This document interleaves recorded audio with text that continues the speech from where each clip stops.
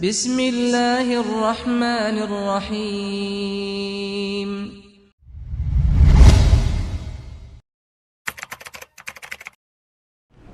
Bismillahirrahmanirrahim. Assalamualaikum warahmatullahi wabarakatuh.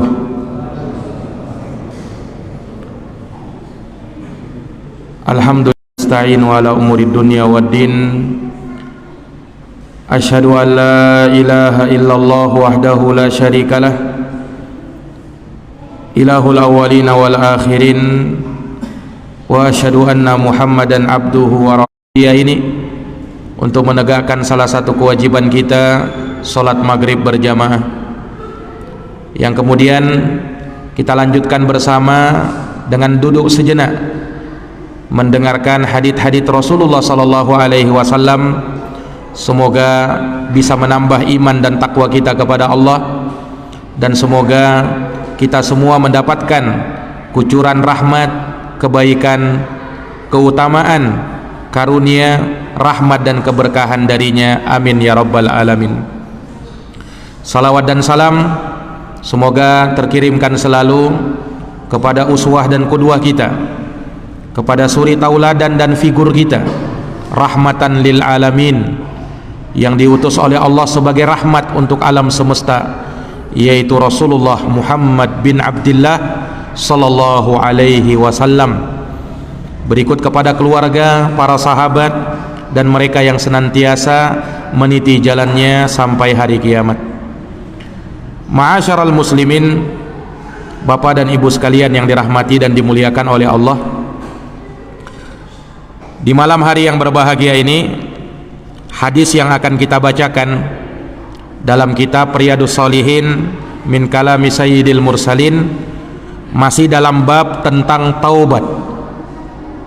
Maka hadits-hadits yang kita akan bacakan tentu saja masih berhubungan dengan masalah taubat, walaupun insyaallah ta'ala akan kita singgung juga terkait dengan perkara-perkara yang lain yang menjadi fawaid atau faidah-faidah yang termuat di dalam hadis yang mulia yang akan kita bacakan ini. Para hadirin yang dirahmati dan dimuliakan oleh Allah, Imam An-Nawawi rahimahullahu ta'ala di dalam hadis yang ke-19 beliau menyebutkan wa anzir ibni Hubaish, dari Zir bin Hubaish. Zir bin Hubaish ini salah seorang ulama dari kalangan tabi'in, yaitu beliau adalah murid dari sahabat Rasulullah sallallahu alaihi wasallam, dan beliau ini termasuk dari ulama yang tinggal di negeri Kufah yang berada di Irak atau Iran sekarang. Zir bin Hubaish, beliau dikenal sebagai seorang yang sangat bersungguh-sungguh di dalam belajar ilmu agama, dan beliau bermulazamah dengan beberapa orang sahabat Nabi. Di antaranya adalah sahabat Abdurrahman bin Auf radhiyallahu an. Beliau bermulazamah dengannya, yakni menekuninya, selalu bersamanya untuk mengambil faedah ilmu darinya. Demikian pula dari sahabat Ubay bin Ka'ab dan juga sahabat Sofwan bin Asal yang akan menjadi sahabat hadis yang kita akan bacakan ini. Para jamaah yang dirahmati dan dimuliakan oleh Allah, Zir bin Hubaish berkata, qala ataitu Sofwan ibn Asal, aku pernah mendatangi sahabat Nabi yang bernama Sofwan bin Asal. Sahabat Sofwan bin Asal ini sahabat yang terkenal di kalangan para sahabat Nabi. Beliau berjihad bersama Nabi dalam rangka meninggikan kalimat Allah. Ada sekitar 12 peperangan yang diikuti oleh sahabat Sofwan bin Asal, dan ini sebagaimana pernyataan beliau sendiri. Sahabat Sofwan berkata, ghazautu ma'a Rasulillah sallallahu alaihi wasallam sintai asyarata ghazwah. Kata beliau, aku mengikuti perang bersama Nabi, bersama Rasulullah itu ada sekitar 12 peperangan. Ini menunjukkan bahwa beliau ini adalah jiwa-jiwa pejuang yang mengorbankan harta dan nyawanya dalam rangka untuk meninggikan kalimat Allah Subhanahu wa taala. Dan ternyata sahabat Sofwan bin Usal, beliau juga dikenal sebagai sahabat yang bersungguh-sungguh di dalam belajar ilmu agama. Tentunya beliau belajar bersama Nabi sallallahu alaihi wasallam. Pernah disebutkan dalam sebuah riwayat, sebagaimana dalam riwayat Imam Tabrani, sahabat Sofwan berkata, "Ataitun Nabiyya sallallahu alaihi wasallam." Suatu hari aku pernah mendatangi Nabi sallallahu alaihi wasallam.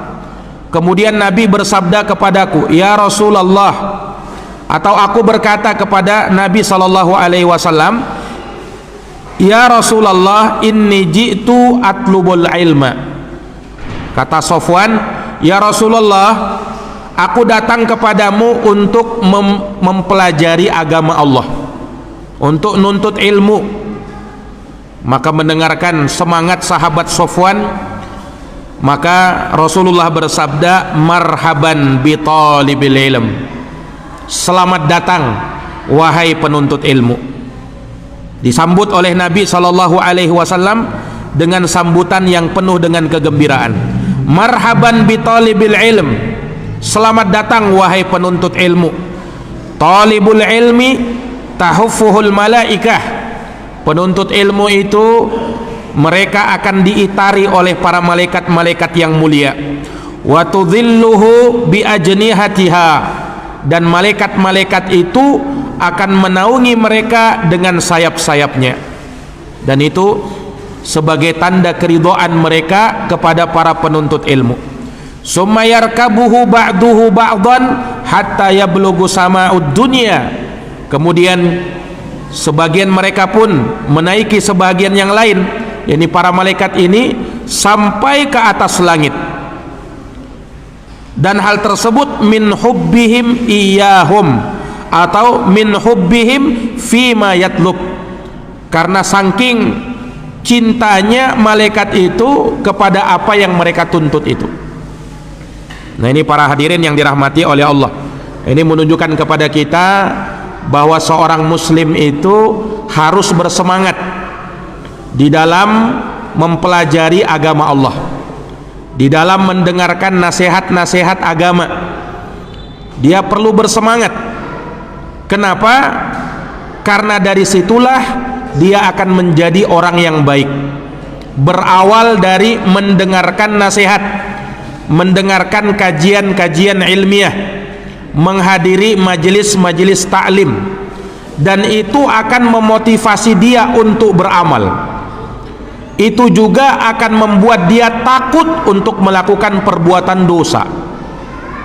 Nah, inilah para jamaah yang dirahmati dan dimuliakan oleh Allah, pentingnya kiranya kita itu selalu menghadiri majelis-majelis taklim, majelis-majelis ilmu, supaya kita itu diingatkan dengan ayat-ayat Allah dan juga hadits-hadits Rasulullah.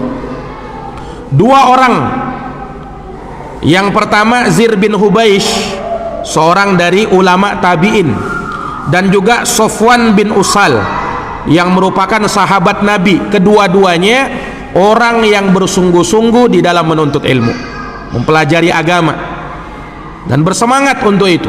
Rasulullah pernah bersabda, "Ihris ala ma yanfa'uk." Bersemangatlah kamu, kata Nabi, terhadap apa yang bisa memberi manfaat kepada kamu. Nah, sebesar-besar manfaat yang Allah datangkan kepada kita adalah tatkala kita mendengarkan ayat-ayat Allah dibacakan dan hadits-hadits Rasulullah sallallahu alaihi wasallam. Para jamaah yang dirahmati dan dimuliakan oleh Allah, maka Zir bin Hubaish pernah mendatangi sahabat Sofwan bin Usal. Beliau mendatangi sahabat Sofwan bin Usal as'aluhu anil mas' alal khuffain. Beliau berkata bahwasanya aku bertanya kepada sahabat Sofwan tentang masalah mengusap di atas kedua sepatu. Ini terkait dengan hukum fikih. Ada pembahasan mengusap di atas sepatu bagi orang yang berwudu, terkhusus mereka misalnya yang sedang safar berpergian jauh. Mereka pakai sepatu atau kaos kaki. Ketika berwudu harusnya kan kita mencuci kaki. Nah, di sana ada rukhsah, ada keringanan, ada yang menjadi sunnah Nabi, boleh untuk sekedar mengusap di atas sepatu, tidak perlu dia melepaskan sepatunya. Ini pada saat dia berwudu sempurna, ya, dia cuci mulai dari tangannya, kumur-kumur, kemudian memasukkan air ke hidung, setelahnya mencuci wajah, mencuci lengannya kanan baru yang kiri, kemudian mengusap kepala dan telinganya, baru setelahnya dia mengusap di atas sepatunya atau mengusap di atas kaos kakinya. Nah, itu salah satu hukum di dalam pembahasan fikih Islam terkait dengan pembahasan taharah. Nah, Zir bin Hubaish bertanya kepada sahabat Sofwan tentang permasalahan ini, yaitu mengusap di atas sepatu. Kata beliau, faqala ma jaa bika ya Zir. Sahabat Sofwan bertanya kepada Zir bin Hubaish, apa yang membuat engkau datang wahai Zir? Fakultu ibtighaul ilmi. Aku datang kepadamu wahai Sofwan, aku ingin mencari ilmu kepadamu, ingin mempelajari agama kepadamu. Faqala, maka untuk menyemangati Zir bin Hubaish, sahabat Sofwan membacakan satu hadis Nabi. Apa kata Nabi? Innal malaikata, sesungguhnya para malaikat-malaikat Allah, tada'u ajnihatiha, mereka meletakkan sayap-sayapnya li talibil ilmi, kepada para penuntut ilmu, ridhan bima yatlub, karena ridha dengan apa yang telah mereka cari dan mereka tuntut itu. Ini para jamaah yang dirahmati dan dimuliakan oleh Allah, menunjukkan kepada kita bahwa menuntut ilmu itu juga bagian dari ibadah. Jadi kalau orang duduk di majelis ilmu, menghadiri kajian-kajian ilmu, dia duduk di situ dan khusyuk mendengarkannya, itu dihitung sebagai ibadah. Bahkan dalam sebagian riwayat, orang yang menuntut ilmu, mempelajari agama, duduk di majelis taklim, itu sama seperti orang yang berjihad, karena dia berjihad untuk memperbaiki dirinya. Namanya kata ulama jihadun nafs, jihad untuk memperbaiki diri. Nah, sebaik-baik yang bisa memperbaiki diri kita adalah dengan kita mendengarkan nasihat. Di sana ada ayat-ayat Allah yang dibacakan, di sana ada hadits-hadits Rasulullah yang kita dengarkan. Ini para jamaah yang dirahmati dan dimuliakan oleh Allah. Maka kalau menuntut ilmu itu ibadah, maka kita harus ikhlaskan dia karena Allah. Kita harus ikhlaskan dia karena Allah Subhanahu wa ta'ala. Para jamaah yang dirahmati oleh Allah, makanya keutamaan orang yang belajar ilmu, menuntut ilmu agama sangat besar. Bahkan Nabi SAW menyebutkan, majtama'a qaumun fi baitin min buyutillah, tidaklah suatu kaum yang mereka duduk-duduk di salah satu masjid dari masjid-masjid Allah, yatsluna kitaballah, mereka membaca Quran, wa yatadarasunahu fima bainahum, lalu mereka mengadakan pengajaran satu sama lain, illa nazalat alaihimus sakinah, maka Allah akan turunkan ketenangan kepada orang itu. Wa ghasyiyatuhumur rahmah, rahmat akan turun kepada mereka. Wa haffathumul malaikah, malaikat akan mengitari mereka. Wa dzakarahumullahu ta'ala fiman indah, dan Allah akan sebut nama-nama mereka di hadapan para malaikat. Disebut fulan bin fulan hadir di majelis ilmu, si Alan pada hari ini di malam ini dia duduk di majelis ilmu. disebut namanya di hadapan para malaikat oleh Allah Subhanahu wa taala, maka cukuplah itu sebagai suatu kebanggaan. Ini para jamaah yang dirahmati dan dimuliakan oleh Allah Subhanahu wa taala. Dan juga tidak asing dan tidak samar bagi kita bahwasanya majelis ilmu, kata Nabi, adalah raudhatun min riyadil jannah. Dia adalah taman dari taman-taman surga. Orang yang duduk di majelis ilmu, maka dia duduk di taman-taman surga. Ini para jamaah yang dirahmati dan dimuliakan oleh Allah. Kenapa? Karena dengan dia bermajelis ilmu, bahkan dia melangkahkan kakinya untuk datang di majelis ilmu, itu akan memudahkan bagi dia jalan menuju surga. Hadis yang juga tidak samar bagi kita, Rasulullah bersabda di dalam hadisnya, man salaka tariqa yaltamisu fihi ilma sahhalallahu lahu bihi tariqan ilal jannah. Barang siapa, kata Nabi, siapa saja, mau laki-laki mau perempuan, mau tua atau muda, orang kaya atau orang miskin, barang siapa, kata Nabi, yang dia salaka tariqa, menempuh sebuah perjalanan, yaltamisu fihi ilman, tidak ada niatnya, tidak ada maksudnya kecuali untuk mencari ilmu, menuntut ilmu, menambah iman, untuk mempelajari agama supaya bisa memperbaiki diri, mengangkat kejahilan dari diri, maka Rasulullah bersabda, sahhalallahu lahu bihi tariqan ilal jannah. Allah akan mudahkan baginya jalan menuju surga. Allah akan mudahkan baginya jalan menuju surga. Nah, ini para jamaah yang dirahmati dan dimuliakan oleh Allah Subhanahu wa taala. Baik, maka perhatikan jamaah sekalian yang dirahmati oleh Allah. Ini sebagai motivasi yang diberikan sahabat Sofwan bin Usal kepada Zir bin Hubaish.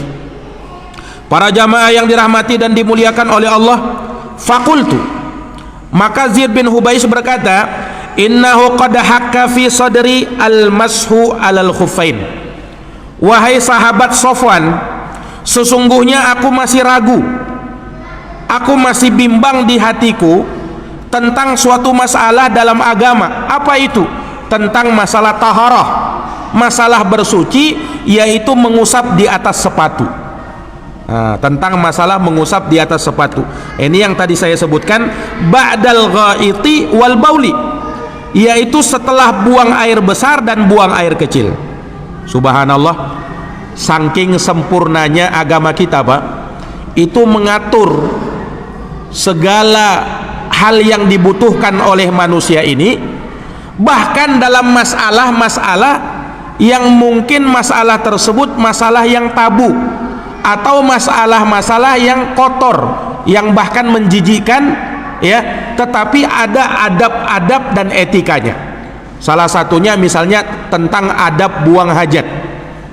Makanya kalau kita belajar fikih Islam, di situ disebutkan babu qadha'il hajah, bab tentang adab dan etika ketika buang hajat. Perhatikan jamaah sekalian yang dirahmati oleh Allah. Jadi Islam juga mengatur sampai dalam masalah itu. Makanya inilah yang membuat iri orang-orang Yahudi kepada umat Islam. Nah, inilah yang pernah disebutkan dalam riwayat bahwa datang orang-orang Yahudi kepada sahabat Salman Al-Farisi, kemudian bertanya kepada Salman Al-Farisi, ya Salman, wahai Salman, hal allamakum nabiyyukum kulla syai'in hatta al-khira'ah, apakah nabimu itu mengajarkan kepadamu segala sesuatu sampai tata cara buang hajat? Apakah itu juga diajarkan? Ini heran orang-orang Yahudi, kenapa? Di agama mereka tidak ada itu tentang masalah itu, tentang sampai masalah buang hajat tidak diajarkan. Tapi apakah kalian diajarkan juga tentang buang hajat? Apa kata sahabat Salman Al-Farisi? Ajal, iya, Nabi kami mengajarkan kami sampai pun dalam tata cara buang hajat. Laqad nahana an nastaqbilal qiblata bi ghaitin aw baulin. Kemudian sahabat Salman Al-Farisi menyebutkan tentang adab-adab buang hajat. Nabi itu melarang kami kalau buang hajat, baik buang air besar maupun buang air kecil, menghadap kiblat. Tidak boleh menghadap kiblat, membelakangi kiblat, tidak boleh di dalam agama ketika buang hajat. Ini para jamaah yang dirahmati dan dimuliakan oleh Allah. Kenapa? Karena kiblat itu dihormati.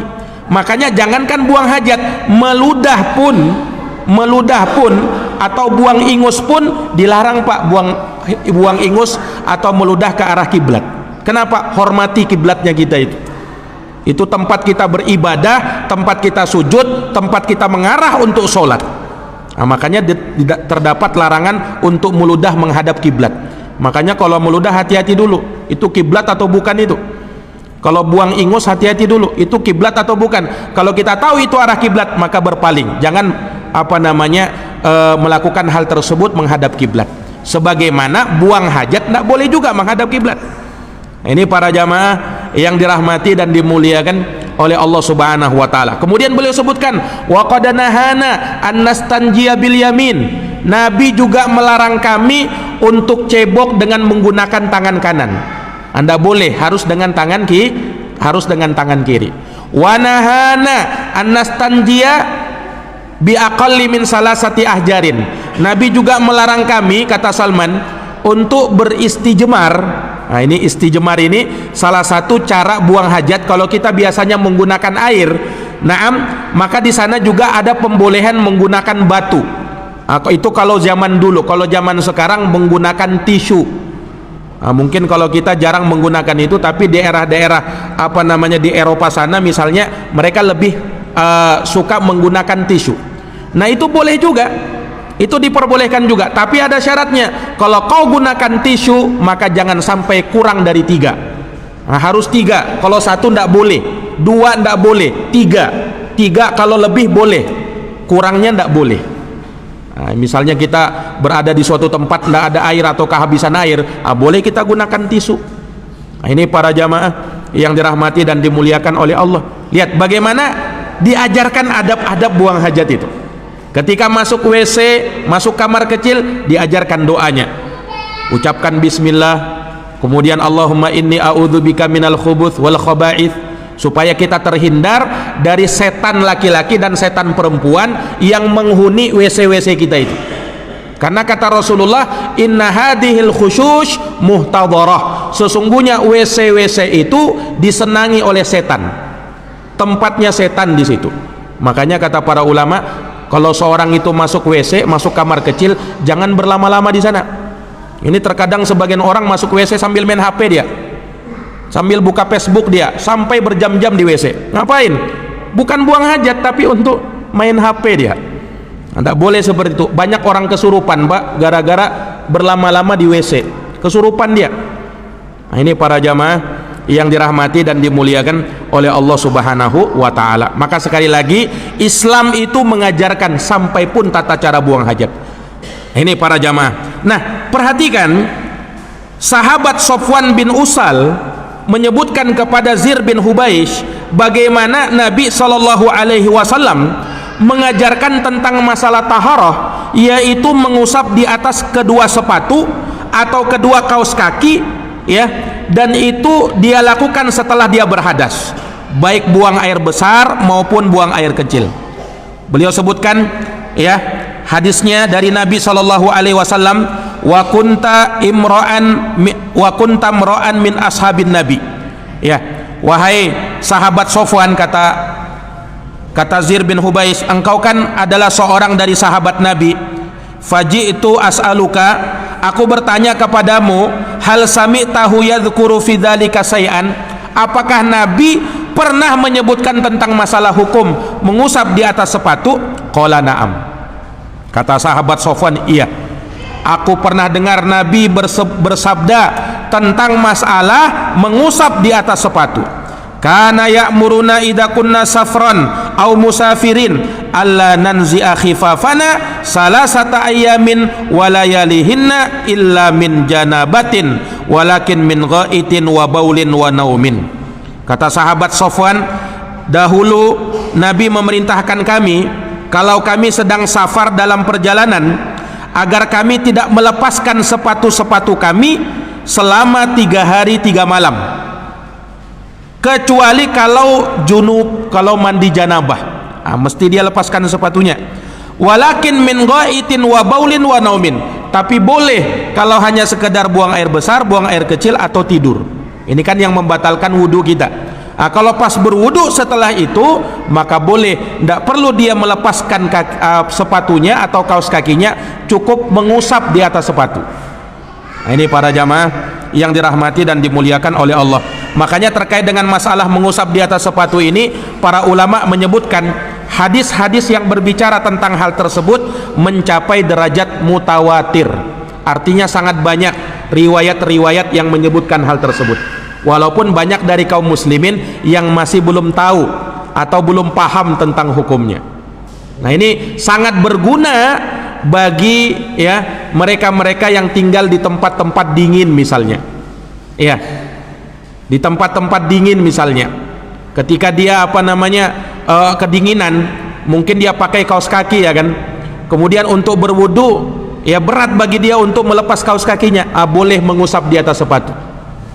Atau bagi yang sedang safar perjalanan, ya, bagi yang sedang safar perjalanan, ketika dia merasa tidak nyaman untuk melepas sepatunya, maka dia boleh mengusap di atas sepatu. Nah, dia wudhu sempurna, pas giliran mencuci kaki dia tidak perlu lepas, tetapi dia usap. Tetapi dia usap. Hanya saja ada syaratnya. Ulama Syafi'i menyebutkan beberapa syarat bolehnya mengusap di atas sepatu itu. Di antara syaratnya bahwa ketika dia sebelum memakai sepatunya atau kaos kakinya, dia dalam keadaan taharah, suci, sempurna, wudhu dengan sempurna sampai mencuci kaki. Nah, setelah itu dia pakai sepatunya. Nanti kalau dia berhadas, tidak perlu lagi lepas kaos kaki atau lepas sepatu, cukup mengusap di atas sepatu. Nah, inilah yang namanya rukhsah, keringanan yang Allah Subhanahu wa Ta'ala berikan, Rasulullah SAW berikan bagi umat Islam. Para jamaah yang dirahmati oleh Allah, demikian pula syaratnya sepatunya harus suci, bukan sepatu yang najis. Kaos kakinya juga suci, bukan yang najis. Nah, kemudian juga diantara syaratnya yang disebut oleh ulama Syafi'iyah, bahwasanya sepatu atau kaos kakinya harus menutupi bagian yang wajib dicuci pada saat wudhu, yaitu kata para ulama harus menutup kedua mata kaki. Nah, itu baru boleh diusap kaos kaki atau sepatu yang semacam itu. Nah, ini para jamaah yang dirahmati dan dimuliakan oleh Allah Subhanahu wa Ta'ala. Ya, maka ini sunnah Nabi SAW.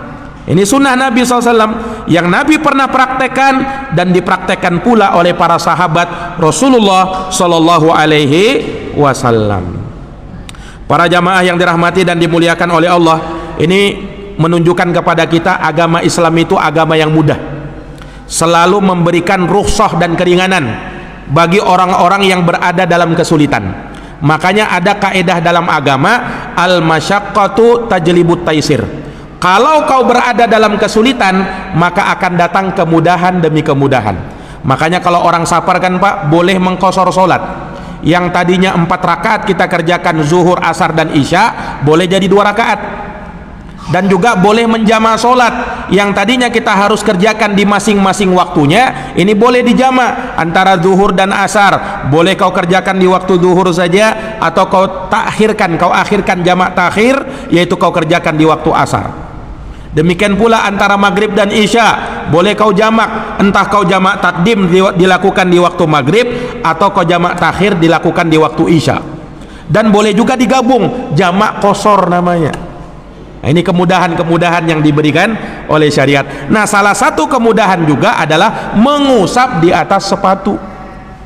Ini para jamaah yang dirahmati dan dimuliakan oleh Allah, mengusap di atas kaos kaki, tetapi dengan syarat-syarat yang telah disebutkan oleh para ulama kita rahimahumullahu taala. Dan ada batas waktunya. Nah, makanya disebutkan di sini oleh sahabat Sofwan bin Usal bahwasanya bagi orang yang safar, yang sedang dalam perjalanan, boleh dia mengusap selama 3 hari 3 malam, 72 jam boleh, karena sedang safar. 3 hari, batasnya 3 hari. Kalau sedang mukim, batasnya 1 hari saja, 1 hari 1 malam, yaitu 24 jam. Nah, ini kalau kita mau bahas detailnya, ini kita perlu pelajari tentang fikih Islam, terutama dalam bab taharah. Ini sekedar singgungan saja yang disebutkan oleh sahabat Sofwan bin Usal karena memang ditanya oleh Zir bin Hubaish. Para jamaah yang dirahmati dan dimuliakan oleh Allah Subhanahu wa taala, maka fakultu, aku pun bertanya lagi kepada sahabat Sofwan bin Usal. Setelah beliau bertanya tentang masalah apa? Tentang masalah mengusap di atas sepatu, beliau berkata lagi kepada sahabat Sofwan bin Usal. Kata beliau rahimahullahu taala, hal sami'tahu yadhkuru fil hawa syai'an? Wahai sahabat Sofwan, apakah engkau pernah mendengar Nabi menyebut tentang masalah kecintaan?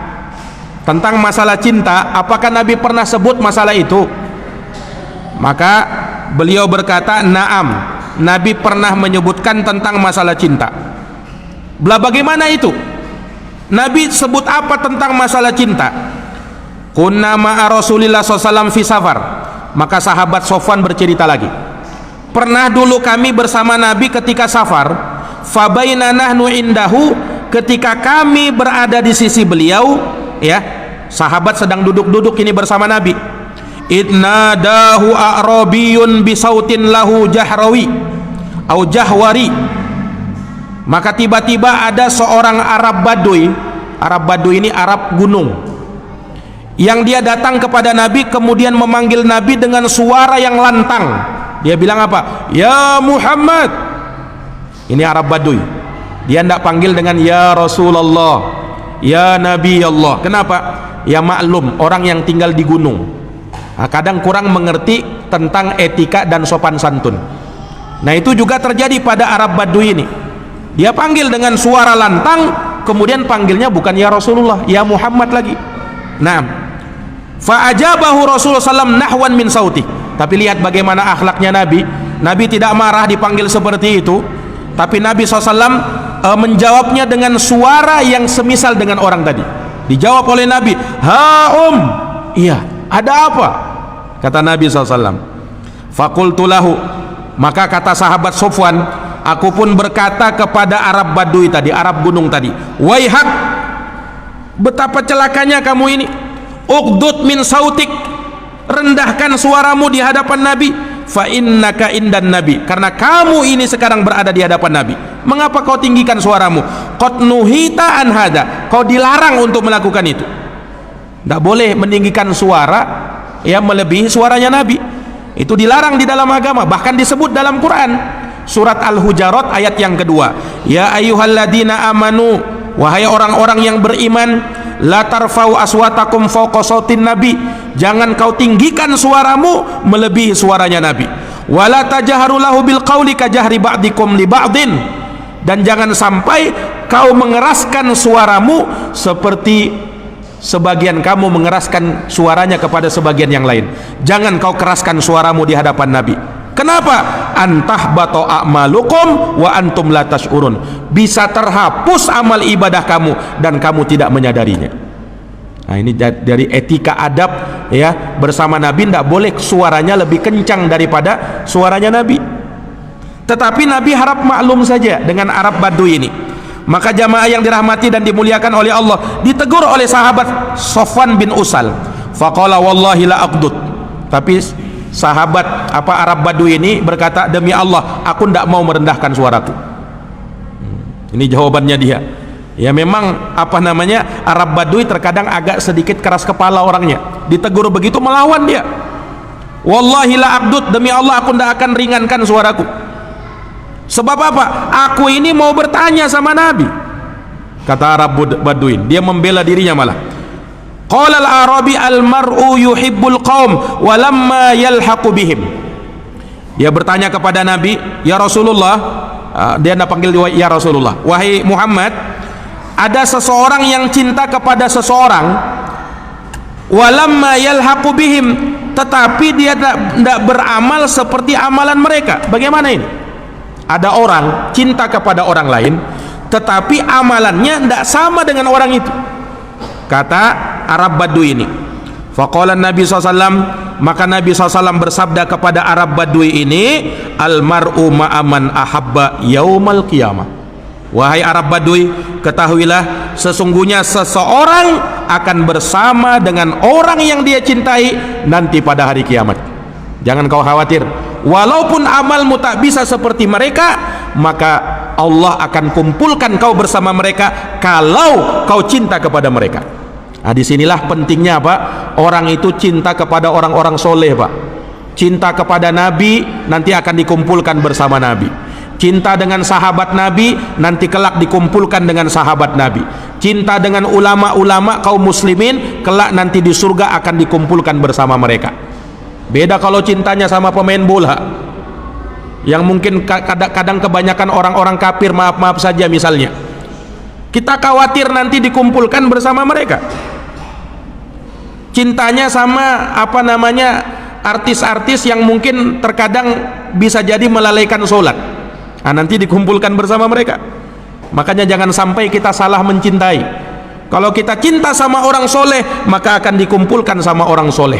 Tapi kalau kita cinta sama orang toleh yang tidak soleh, maka na'udzubillah kelak dikumpulkan juga bersama mereka. Almar'u ma'aman ahabba, kata Nabi. Orang itu dikumpulkan bersama dengan orang yang dia cintai. Ini para jamaah yang dirahmati dan dimuliakan oleh Allah. Maka disebutkan fama zala yuhadditsuna hatta dzakara baban minal maghrib. Maka terus menerus Nabi menceritakan kepada kami hadis sampai beliau menyebutkan tentang satu pintu yang ada di arah barat, masiratu ardihi, yang lebarnya sangat lebar, au yasirur raqib fi irdihi arba'ina au sab'ina aman, di mana ada orang berkendaraan mengitarinya itu pintu tersebut dari ujung ke ujung itu sampai 40 sampai 70 tahun. Saking luasnya pintu itu. Loh, pintu apa itu? Kok saking luasnya pintu? Ya, dari ujung ke ujungnya 40 tahun perjalanan atau 70 tahun perjalanan.